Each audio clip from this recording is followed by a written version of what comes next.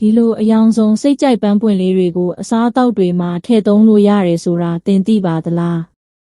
အနီရောင်လှပတဲ့ပန်းပွင့်တွေဟာလှပယုံတင်မကအာဟာရဓာတ်လည်းကျွယ်ဝပါတယ်ကိုယ်ခံအားစနစ်ကိုမြင့်တင်ပေးခြင်းမျက်စိကျန်းမာရေးကိုအထောက်အကူပြုခြင်းစတဲ့ကျန်းမာရေးကြိုးကျေးဇူးတွေကိုပါပေးစွမ်းနိုင်ပါတယ်ဒါနဲ့ဒီပန်းလေးကိုအကိုတို့အမတို့ဘက်မှာဘယ်လိုခေါ်လဲကောမန့်မှာပြောပြပါအောင်သမီးတို့ဘက်မှာတော့ကြက်မောက်ပင်လို့ခေါ်ပါတယ်ဒါနဲ့အခုလိုကျန်းမာရေးဗဟုသုတလေးတွေပြောပြပေးနေလို့လိုက်ဖောလို့နဲ့တခြားမိတ်ဆွေတွေပါသိရအောင် share လေးပေးသွားပါအောင်ကျေးဇူးပါဒီကြက်မောက်ပန်းလေးကိုဘယ်လိုချက်ပြုတ်မလဲဆိုတော့